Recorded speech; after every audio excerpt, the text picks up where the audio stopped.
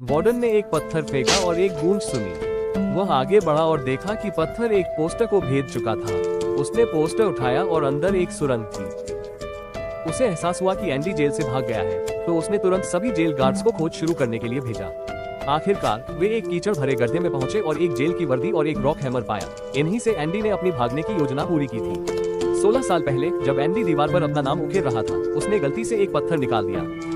Andy ने पाया कि इस तरह का पत्थर आसानी से टूट जाता है, तो उसने जेल से भागने का फैसला किया। उसने पोस्टर को कवर के रूप में इस्तेमाल किया और फिर दीवार को थोड़ा थोड़ा करके खोदा।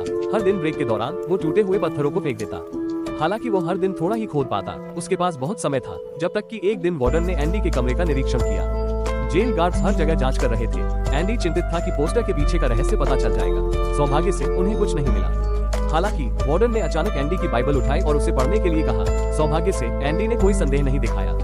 जाने से पहले वार्डन ने उसे बाइबल वापस कर दी। उन्हें नहीं पता था कि एंडी का रॉक हैमर उसके अंदर छिपा था। इसके बाद एंडी ने और रुकने का फैसला नहीं किया। उसने गुप्त रूप से वार्डन की खाता पुस्तक बदल दी और फिर नकली खाता पुस्तक को तिजोरी में रख दिया। फिर उसने वार्डन के चमड़े के जूते चुरा लिए। वह अपनी कोठरी में वापस गया और तुरंत उन्हें एक सील बैग में डाल दिया। फिर वो उस सुरंग में चढ़ गया जो उसने पहले ही खोद ली थी। दूसरे छोर से सीधे सीवेज पाइपलाइन के इंटीरियर तक पहुंचा।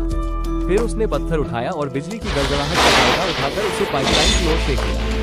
बिजली की गड़गड़ाहट ने आगे छोर को ढक दिया। सीवेज ने उसे अंदर खींच लिया और वो आगे बढ़ता रहा। आखिरकार 500 मीटर रेंगने के बाद वह जेल से भाग गया। उसने अपनी जेल की वर्दी फाड़ दी और अपनी बाहें खोलकर स्वतंत्रता को गले लगाया।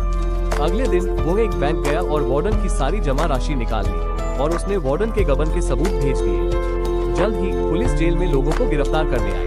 तभी वार्डन को अपनी खाता पुस्तक की याद आई। जब उसने तिजोरी खोली और देखा तो खाता पुस्तक बाइबल में बदल गई थी। उस पर लिखा था कि मुक्ति भीतर है।